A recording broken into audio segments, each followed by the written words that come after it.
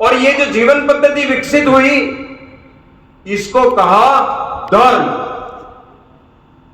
कभी कभी हम धर्म के बहुत संकुचित और छोटे अर्थ ले लेते हैं। उपासना पद्धतियों को हम धर्म कहने लग जाते हैं। ईश्वर को प्राप्त करने के रास्ते को हम धर्म कहने लग जाते हैं। वो धर्म नहीं है।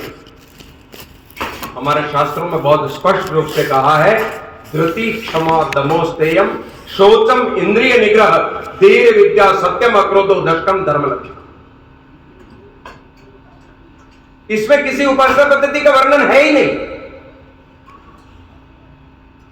आप मंदिर में जा रहे हैं कि मठ में जा रहे हैं, आप राम को पूज रहे हैं कि कृष्ण को पूज रहे हैं, आप हनुमान जी की उपासना कर रहे हैं कि देवी की उपासना कर रहे हैं, इसमें कोई प्रतिबंध नहीं है।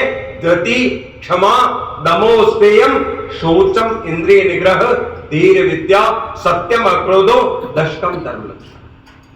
ये 10 धर्म के लक्षण। और जब इसका प्राकारांतर होता है तो एक तरह से धर्म स्थित होता है कर्तव्य पर, ड्यूटी पर। मेरा समाज के अन्य बंधु के प्रति क्या कर्तव्य है, ये मेरा धर्म। मेरा मेरी पत्नी के प्रति क्या धर्म है, मेरे बच्चों के प्रति मेरा क्या धर्म है, मेरे पति के प्रति मेरा क्या धर्म है, मेरे माता पिता के प्रति मेरा क्या धर्म है, मेरे शिष्य के प्रति मेरा क्या धर्म है, और मेरा गुरु के प्रति क्या धर्म है, मेरा भाई के साथ, बंधु के साथ, बहन के साथ मेरा क्या धर्म है, मेरी क्या ड्यूटी है, ये धर्म। धारयति इति धर्म, जो धारण करने योग्य है वो धर्म है। तो धारण करने योग्य वही है जिसमें सबका कल्याण निहित है, वही है। इसलिए धर्मो ही विशेष। बाकी तो हम भी अन्य प्राणियों की तरह है, पर धर्म ही विशेष है। और ये जो विशेष उपलब्धि हमने प्राप्त की, वो यूं ही नहीं प्राप्त की। आप जरा पीछे, आज मैं सुबह कोई पोस्ट पढ़ रहा था, उस पर एक विद्वान लिख रहे थे, वो कह रहे थे आज मेरी पीठ में दर्द है।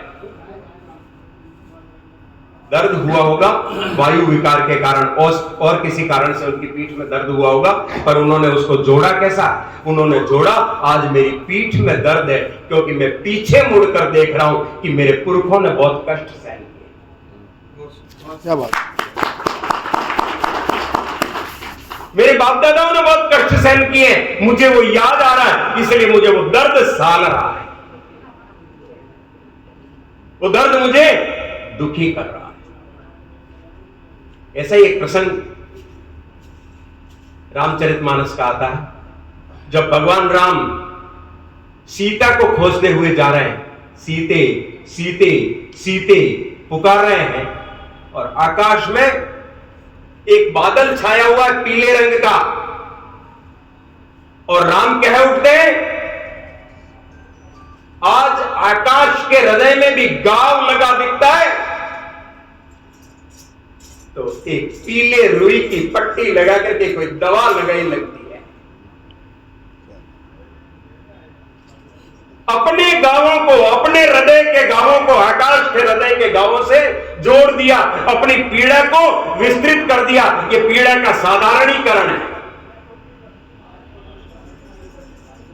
हम पीड़ा है तो भी हम सकल जनों की मानकर चलते हैं, सारे संसार की मान करके चलते हैं, और सुख होता है तो भी सबका सुख मान करके चलते हैं। ऐसा जो चिंतन है वो भारत का चिंतन है।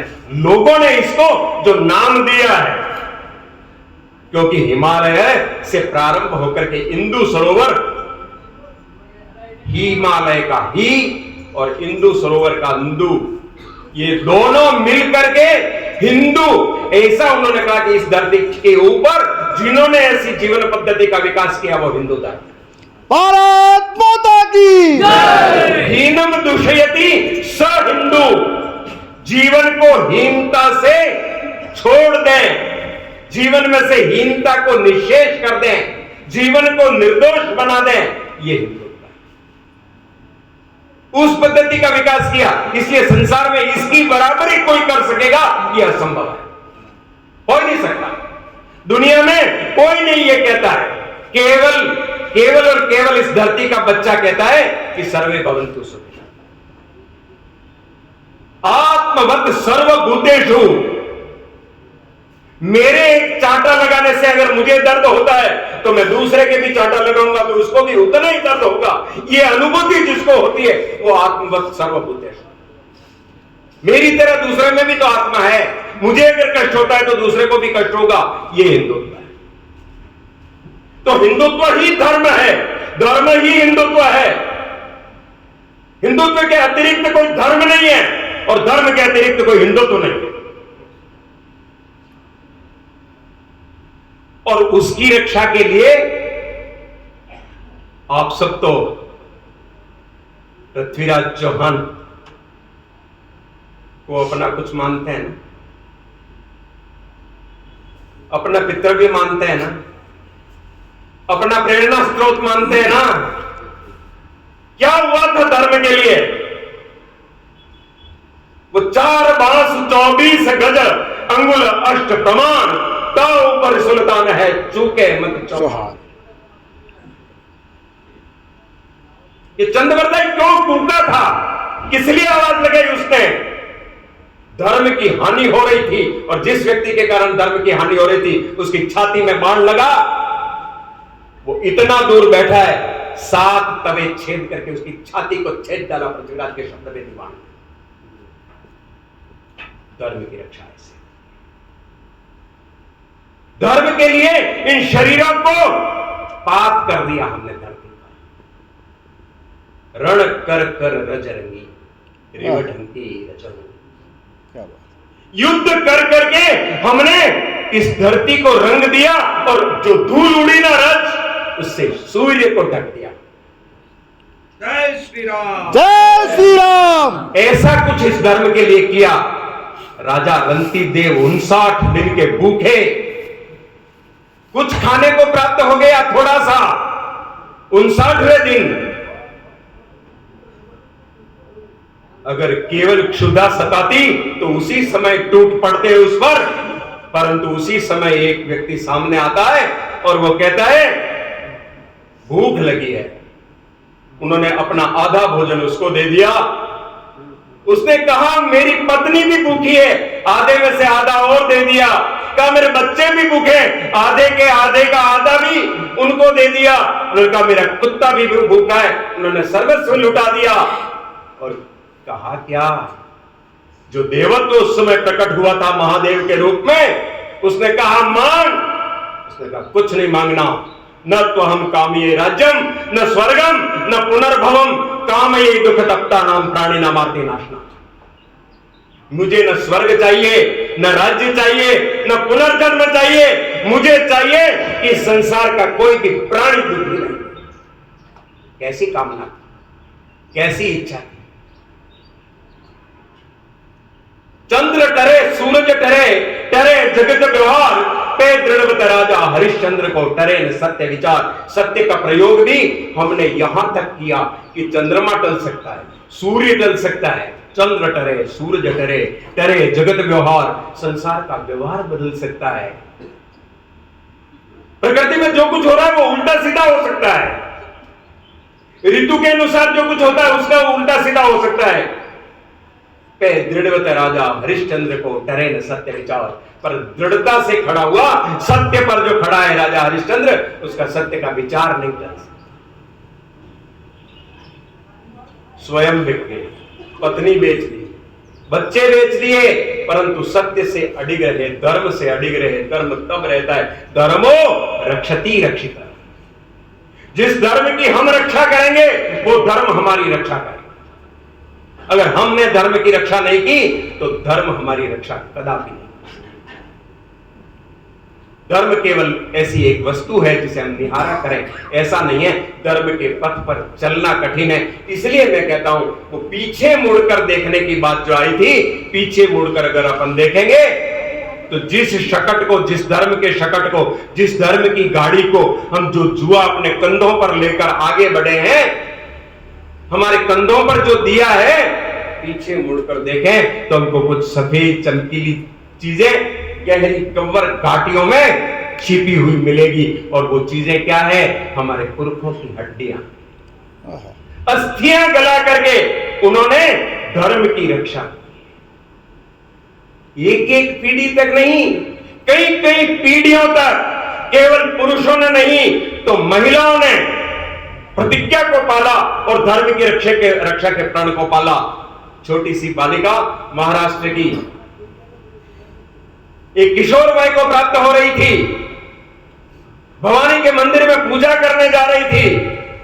भवानी का मंदिर टूटा हुआ, पिताजी को कहा पिताजी मंदिर को ठीक करा दीजिए ना। कहा बावली हो रही हो क्या बेटी, आदिल शाही गोलकुंडा ये तो 32 दांतों के बीच में जैसे जीभ हो वैसे मेरी स्थिति है, मैं मंदिर को कैसे ठीक करा दूं, कल मेरी ये छोटी सी जागीर भी चली जाएगी, आजीविका के लाले पड़ेंगे, ये काम मैं कैसे कर सकता हूं। बस किशोर वय की बालिका के घर में कोई बातचीत चल रही थी, कुछ ठीक ठीक दिन आने वाले थे, शहनाई बजने वाली थी, वो बज भी गई, विवाह हो गया। पति से कहा प्रथम रात्रि को कि पूज्य पतिदेव इस मंदिर को ठीक करा दीजिए ना, परंतु पतिदेव से भी जवाब वही मिला जो पिता से मिला।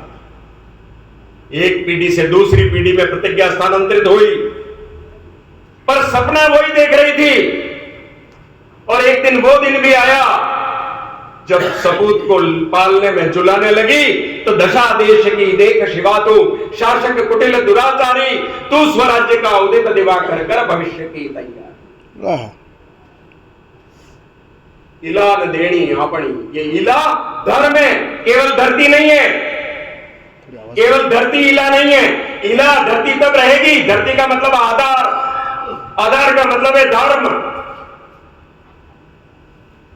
इला न देनी आपनी आलरिया उलराय, पूत सिखावे पालने मरण बढ़ाई ईमान। यहां तो मृत्यु के गीत पालने में सुनाए जाते हैं। धर्म के हेतु मर जाना अभी सतपुरुषों का काम था। इस गीत चल रहा था ना बच्चों सिंह, कितना सुंदर गीत। कितने कितने लोग, एक संत योद्धा गुरु गोविंद सिंह, झुंझार सिंह और फतेह सिंह जब चमकौर के युद्ध में लड़ रहे थे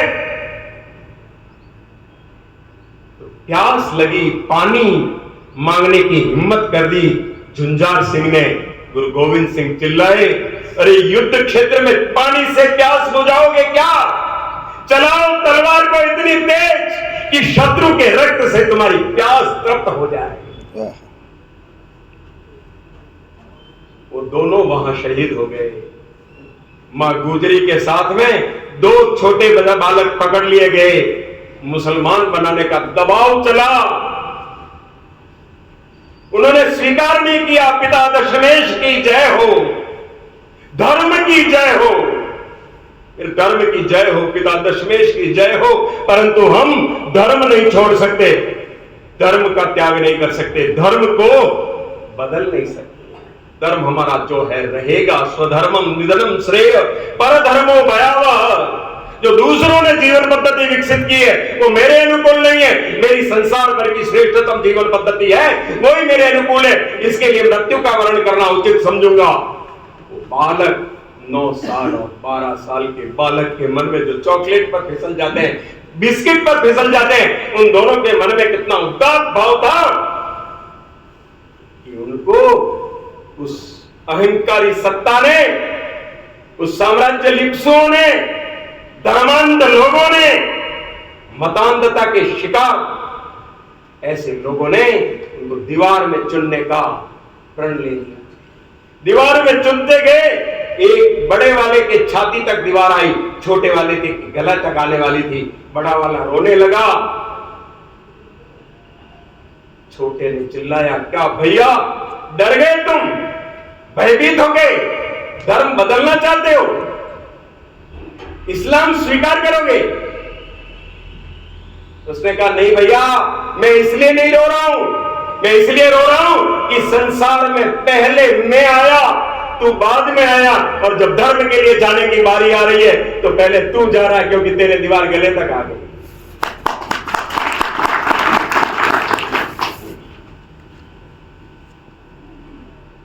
मेवाड़ पर महाराणा प्रताप के समय में, प्रताप तो एक एक ऐसा चित्र था कि हमने गासों की रोटी खा जग में महान संग्राम किए, हमने हंस हंस बलिवेदी पर बहु शिष्यों के बलिदान दिए।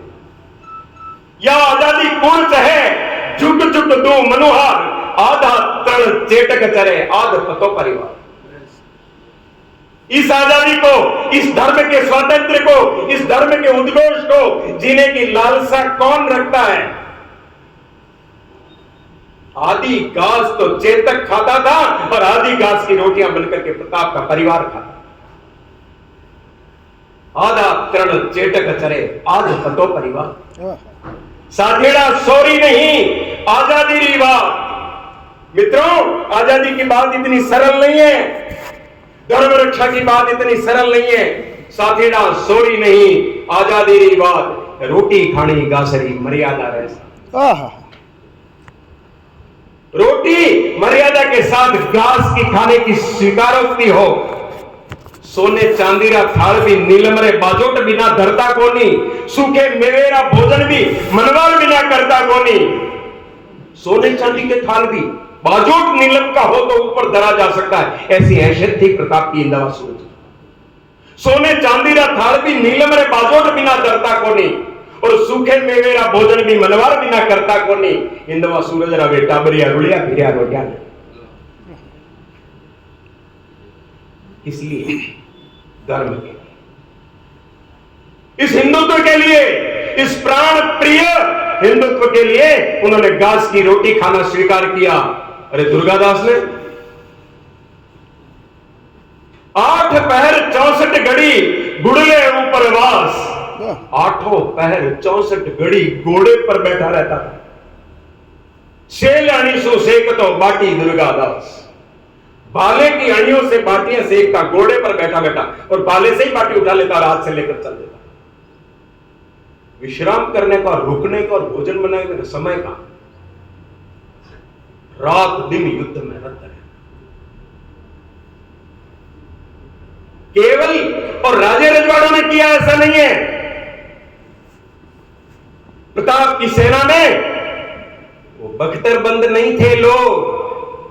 उणन बगतर बांधिया, उणन बांधी ढाल, नगन अखाड़े उतर कर भील सया उड़बाल। उन्होंने तो बख्तर भी नहीं पहने, अन्य योद्धा तो बख्तर पहन करके आए थे, घोड़े पर सवार होकर आए थे। वो तो नंगी छाती भाले झेल रहे थे।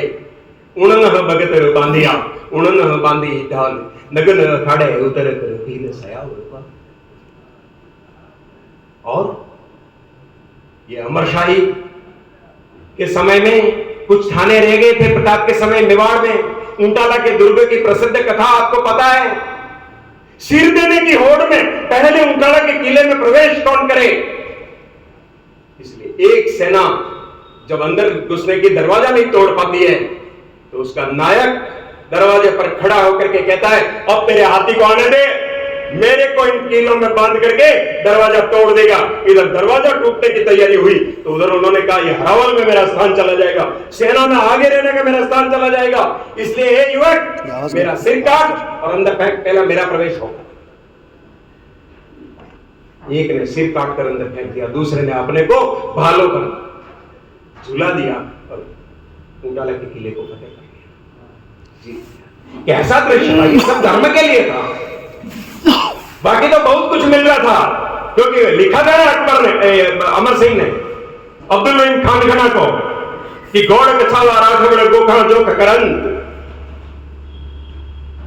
गोखलों में बैठे हुए हैं सब लोग,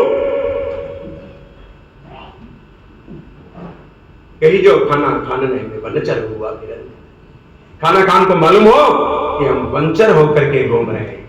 खाना खान से दोस्ती क्यों हो गई थी? क्योंकि उनके बेगम और बच्चों को गिरफ्तार कर लिया था अमर सिंह ने।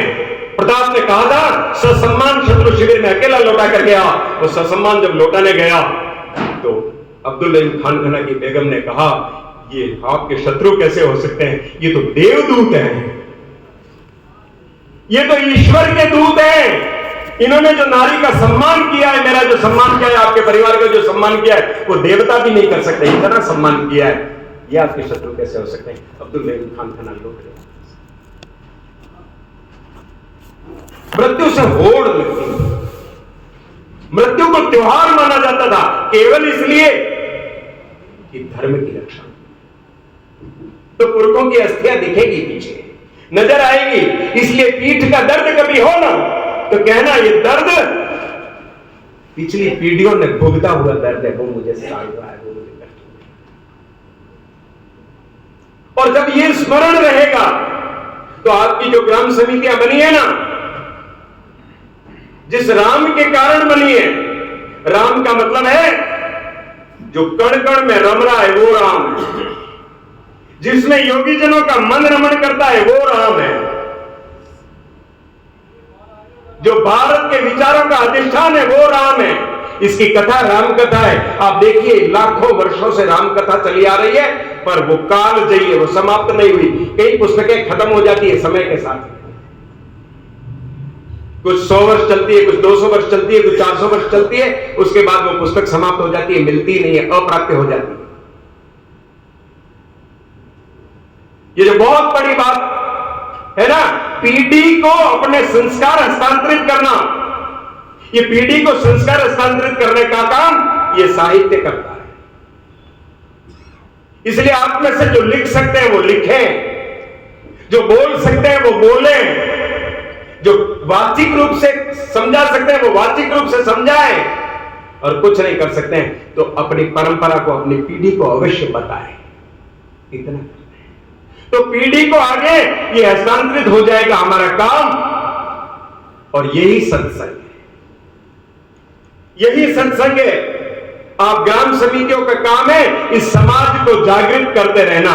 पहले संत लोग गांव गांव जाकर के समाज को जागृत करते थे।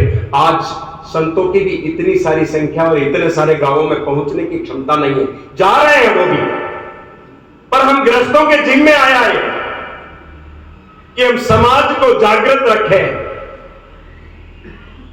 समाज पर किसी प्रकार की बुरी नजर, समाज को विच्छेदित करने की प्रक्रिया, समाज में फूट डालने का प्रोसेस, ये कामयाब नहीं होना चाहिए। इसलिए हम सदैव सचेत रहें। पहरुए सावधान रहना, आज जीत की रात पहरुए सावधान रहना।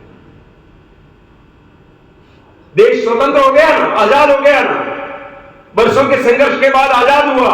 सबकी कामना थी कि इस देश का विचार विश्व का मार्गदर्शन करे, इस देश का विचार रखने वाले लोग संगठित रहें, इस देश का विचार रखने वाले हिंदू धर्म के लोग और विश्व का मार्गदर्शन करें।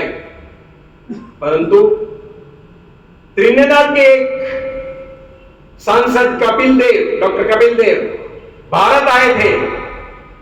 उन्होंने देश के प्रधानमंत्री से अपनी मन की व्यथा कही कि विदेशों में रहने वाले हिंदुओं को अपने संस्कारों का तरीका कौन देगा, हिंदू संस्कारों से परिचित कराते कौन रहेगा, कुछ करिए आप। परंतु दुर्भाग्य कि इस देश के नेतृत्व ने यह कहकर के पल्ला झाड़ लिया कि हम तो धर्म निरपेक्ष हैं। एक धार्मिक लोग होते हैं, एक अधार्मिक लोग होते हैं। धार्मिक लोगों को धर्मी, अधार्मिक को अधर्मी, लेकिन एक नई जाति पैदा हो गई इस देश में, वो है निधर्मी। न वो अधर्म में है, न धर्म में है, न कहीं नहीं है, आता है न पता है, कुछ ठिकाना ही नहीं है। वो निधर्मी जाति पैदा हो गई और बड़ी संख्या में अपने अनुयायियों को बनाने में कामयाब भी हो गई, क्योंकि पिछले कुछ वर्षों से हम परकीय तंत्र में डूबे रहे, इसलिए हमारी मानसिकता कमजोर है। और जब देश जग रहा था ना, तब तो लोगों को चैतन्य था। तब तो कभी ब्रह्म समाज, कभी आर्य समाज, कभी और कोई, कभी व्यक्तिगत प्रयत्न, कभी सामूहिक प्रयत्न इस चेतना को जगा रहे थे। परंतु देश आजाद होने के बाद वो दीप्तियां भी बुझती हुई सी प्रतीत हुई, वो भी बुझ गई। कौन चैतन्य करेगा?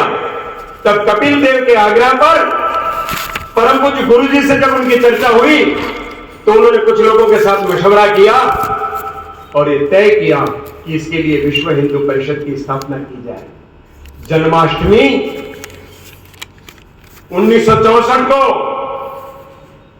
संदीपन साधनालय मुंबई में कुछ 40-45 जिसमें देश के गणमान्य लोग थे, मास्टर तारा सिंह जैसे, सुशील मुनि जैसे, कन्हैयालाल माणिकलाल मुंशी जैसे ऐसे विद्वत लोगों के बीच में ये प्रस्ताव रख करके विश्व हिंदू परिषद की स्थापना हुई, जिसने कहा विदेशस्थ हिंदुओं को भी हम संस्कारित संगठित करने का काम करेंगे, हिंदुत्व को संगठित और सुव्यवस्थित करने का काम करेंगे और सेवा कार्यों के माध्यम से सेवा हमारा प्रमुख लक्ष्य होगा, समाज की सेवा करना, ऐसा करके विश्व हिंदू परिषद की स्थापना।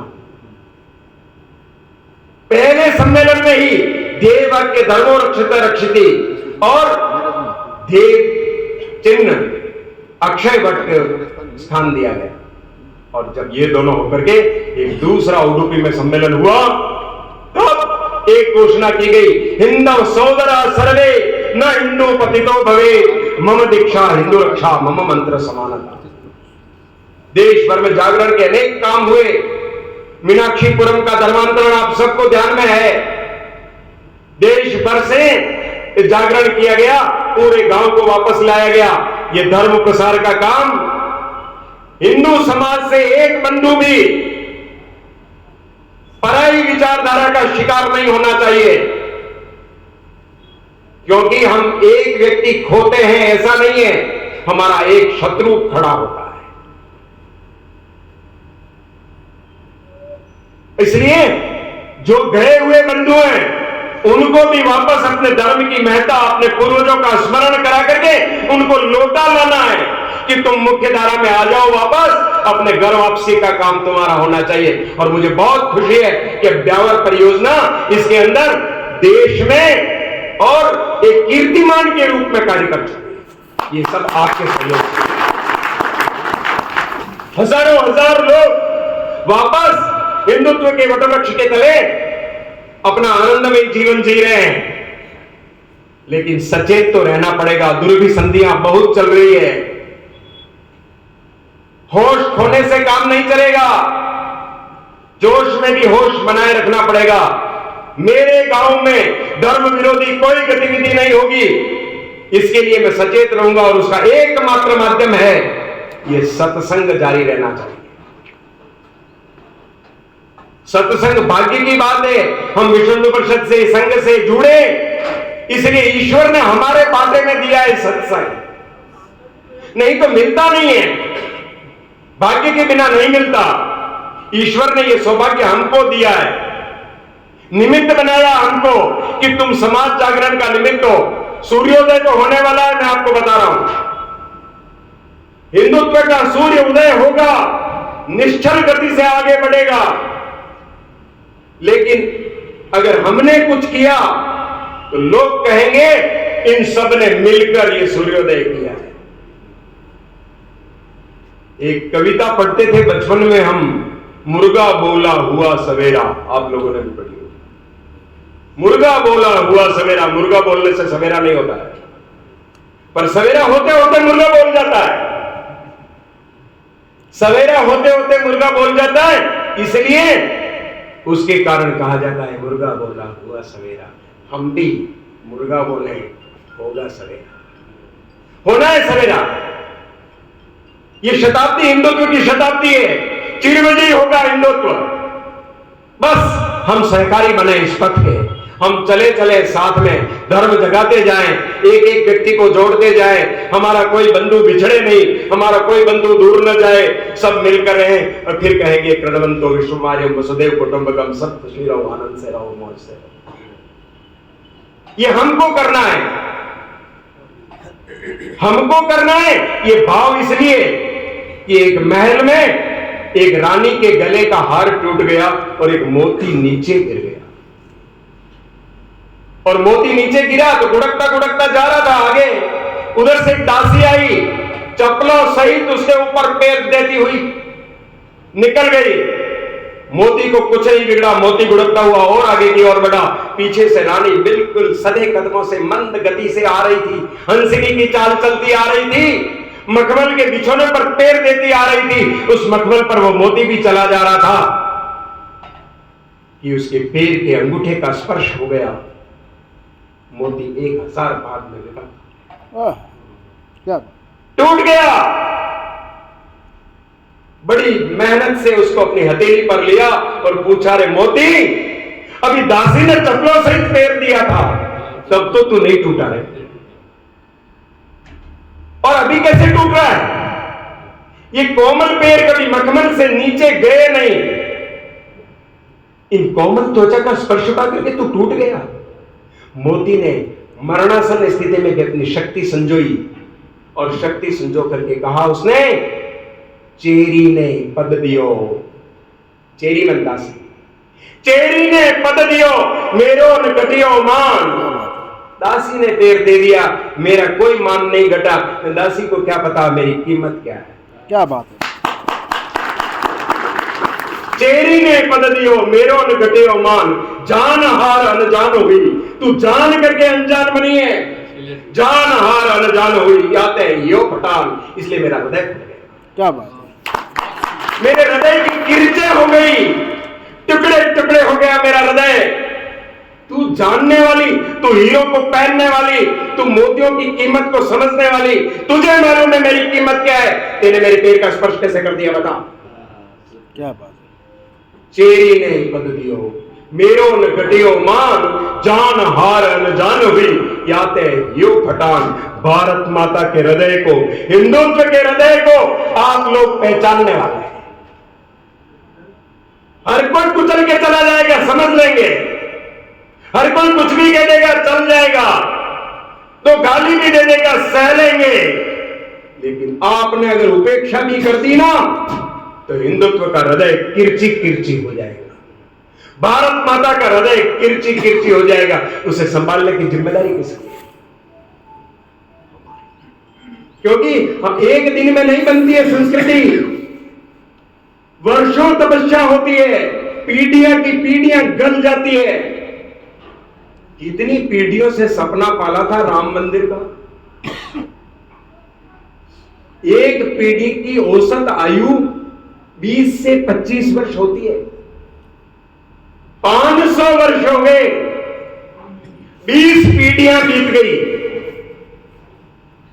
20 पीढ़ियों ने एक दूसरे को कहा होगा कि ये मंदिर टूटा तब तेरे पिता ने शपथ ली थी कि जब तक ये मंदिर नहीं बनेगा मैं सिर पर पगड़ी धारण नहीं करूंगा, छत्र धारण नहीं करूंगा और पैरों में जूतियां नहीं पहनूंगा। अभी ये जब मंदिर बनाए तो 105 गांवों में पगड़ियां वितरण हुई। प्रतिज्ञा कितनी पाली होगी, पिताजी ने ली, रह गई होती, कोई बात नहीं, परंतु पीढ़ी दर पीढ़ी प्रतिज्ञा पलती गई। इजराइल का उदाहरण लीजिए आप। 1800 साल पहले इजराइल को उसके देश से निकाल दिया गया। इजराइल के निवासी इधर उधर जाकर के अपना जीवन यापन कर रहे हैं। भारत में भी आए थे, सर्वत्र आए थे, भारत की बहुत प्रशंसा कर रहे हैं कि भारत ने हमको सताया नहीं, बाकी सबने सताया, क्योंकि हम तो सताने का काम ही नहीं है। अहिंसा परमो धर्म कहते हैं, हम किसी को सताने, जिए और जीने दो की संस्कृति के लोग हैं, कैसे सता सकते हैं किसी को। परंतु उन्होंने क्या तय किया? उन्होंने तय किया कि हम जहां भी रहेंगे, जैसे भी रहेंगे, अगर हमारे कोई बच्चा जन्म लेगा तो कुल्लड़ में जो मिट्टी है इजराइल की, उसको विस्तारित, जैसे चावल को विस्तारित किया था ना, अक्षत विस्तारित किया, वैसे थोड़ा विस्तारित भी करते रहते थे और उसे थोड़ा सा जमीन पर बिछा देते थे, माना कि ये यरूशलेम में जन्मा है। इतना ही नहीं, जब मृत्यु होती थी तब भी वो मिट्टी डाल करके कहते थे, माना कि ये यरूशलेम में जन्मा है। अभिवादन करते थे, जैसे हम जयकार गुजारी जय किंग जी की, जय माता जी की करते हैं, वैसे वो क्या कहते थे? वो कहते थे, ईश्वर करे अगले वर्ष अपन यरूशलेम में चले। ऐसा कितने वर्षों तक पाला? 1800 साल तक। कितनी पीढ़ियां खपी? 90 पीढ़ियां खपी।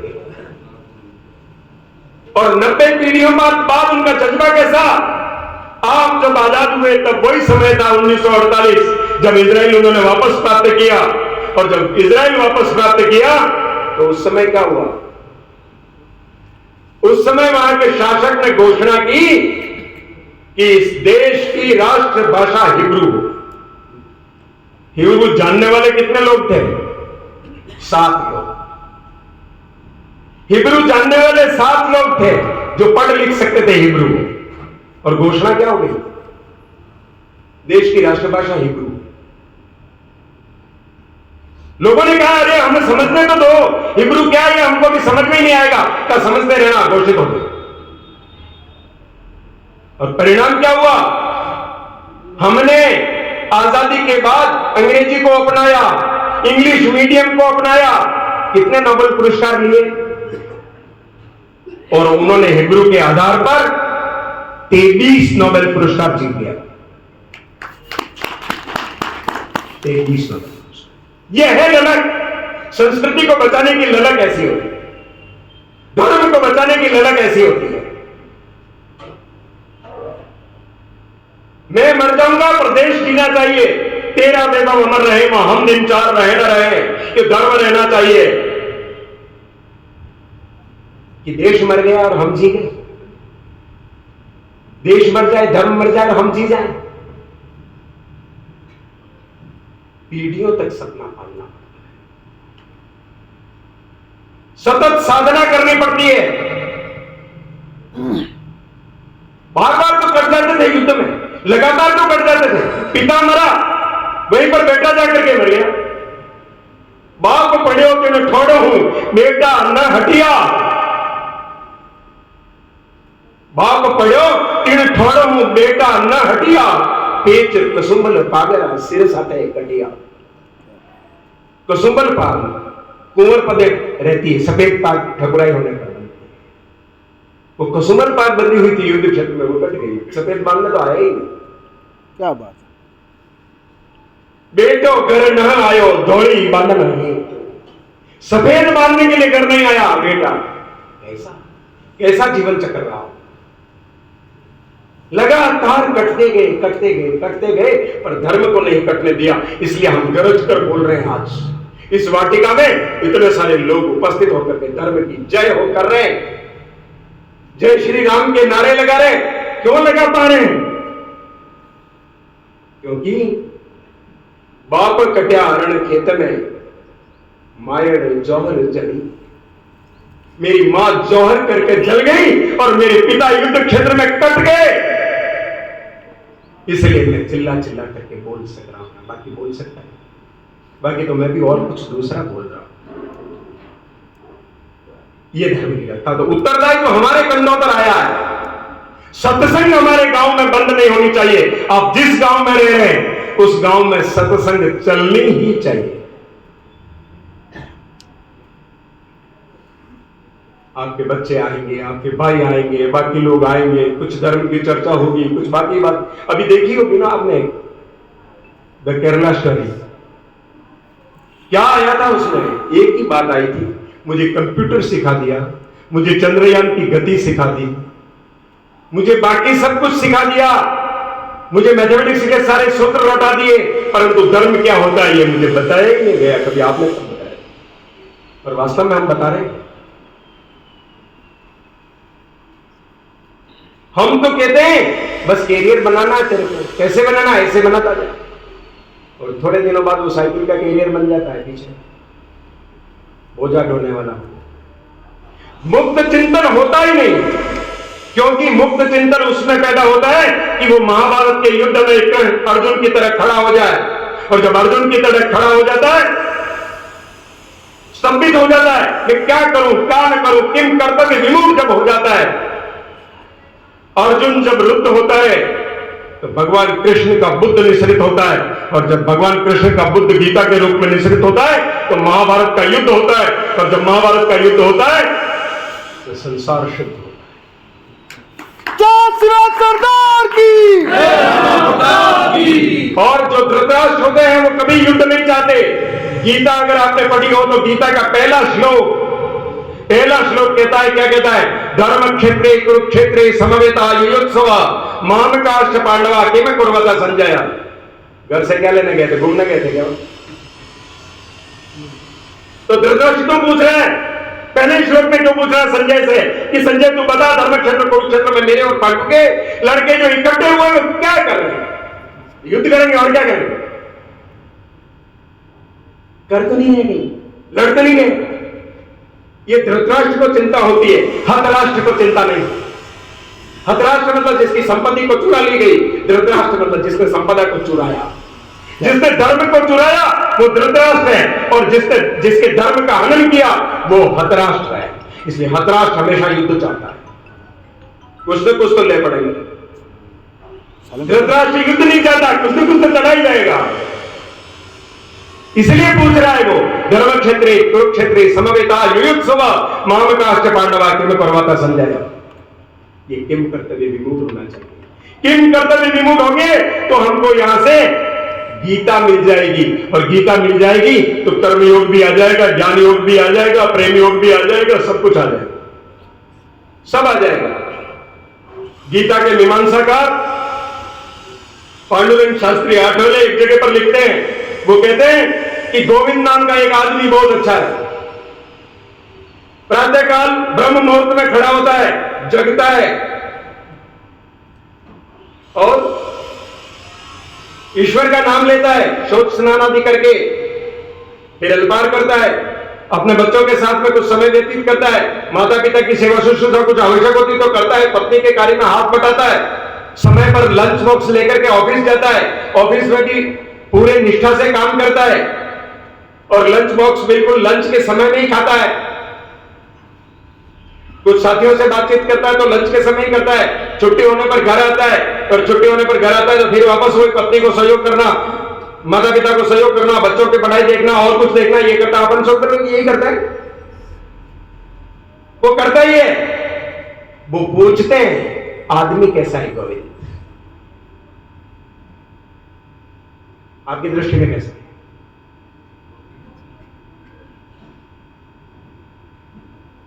पांडुरंग शास्त्री कहते हैं कि वो इस दुनिया का सबसे खतरनाक आदमी है। उसने कभी सोचा ही नहीं मुझे क्या करना है। उसके जीवन पर कोई फिल्म बनाना चाहे तो क्या बनाएगा? एक ही इवेंट आएगा,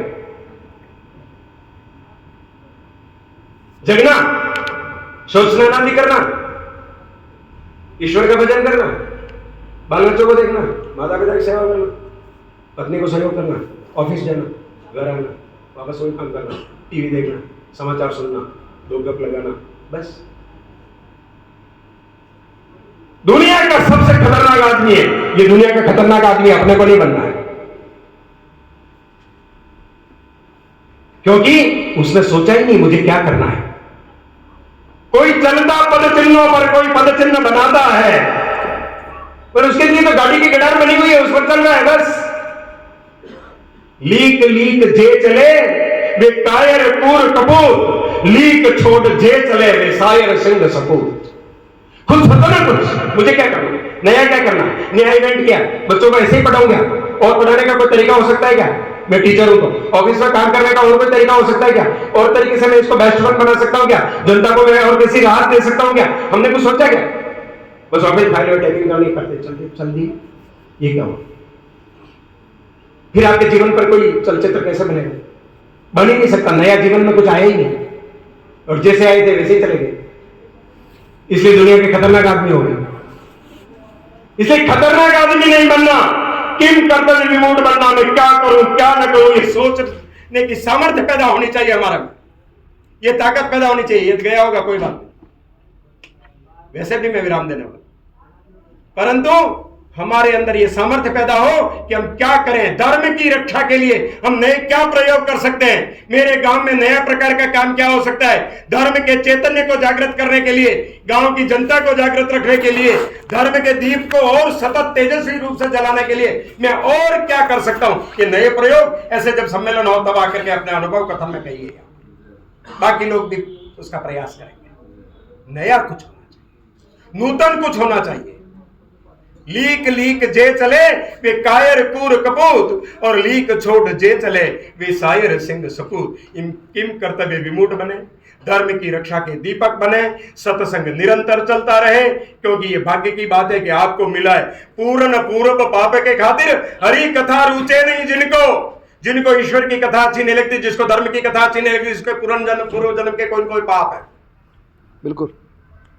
पूर्ण पूर्व पाप के खातिर हरि कथा रुचे नहीं, जिनको बुलाए के एक कुनारी नचावत है रे नर दिन को, ढोलक कहवे दिक दिक दिक दिक दिक दिक दिक दिक दिक दिक दिक दिक, ढोलक धिक्कार देती है।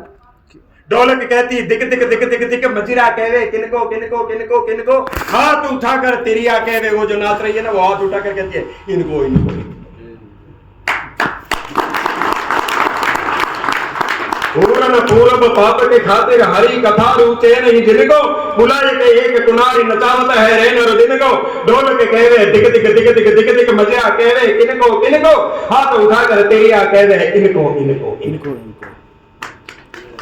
बाकी तो सत्संग में रम कैसा जाए मन, लोक लाज छोड़ छोड़ दौड़ हरि मंदिर को, साधु संग बैठने को मजबूर हो गई, निरख निरख कर पूर्ण लालच को, सरक सरक दुनिया से दूर हो गई, कौड़ी तोल बेच अपने को गिरधारी हाथ, दिव्य अनमोल हीरा को नूर हो गई, प्रेमी श्याम सुंदर के सीने में समाने है तो मेरा नाच नाच के पसीने चूर। क्या बात है। इसलिए मेरा नाच नाच के जो पसीने चूर हो गए, भारत की लल्ला की जो रति की जड़ है वो जौहर की ज्वाला में, बाण बिंदी को बचाने हम पावक में स्नान कर लेते हैं, अबलाओं को हम अबला कह करके नहीं पकड़ सकते, वो सबला है, वो कमजोर हो ही नहीं सकती। क्या बात है। सुरम्बरा की तरह शीश दान कर सकती है, कौन अबला कहेगा। इसलिए नारियां भी इसी रूप में जागृत होनी चाहिए, क्योंकि नारियां आधा भाग है समाज, उनमें भी तेजस्विता वही व्याप्त होनी चाहिए। मैं मानता हूं कि उनके कर्तव्य अपने से ज्यादा विस्तृत है, लेकिन उनको भी तेजस्विता तो ये धारण करें।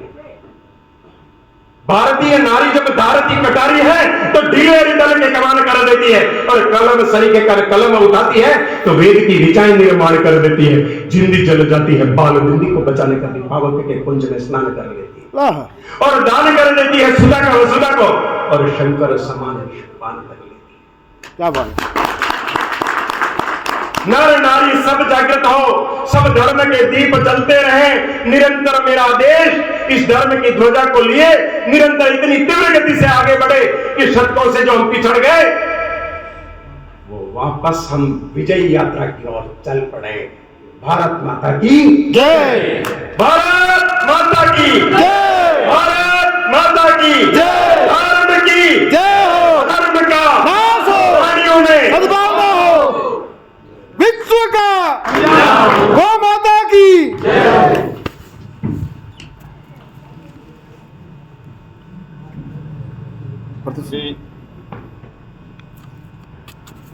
भाई साहब के बात में मैं भी इतना हिल गया हूं कि आगे समझ नहीं है भाई साहब के लिए कि किस शब्दों से आपका अभिवादन कर सकूं।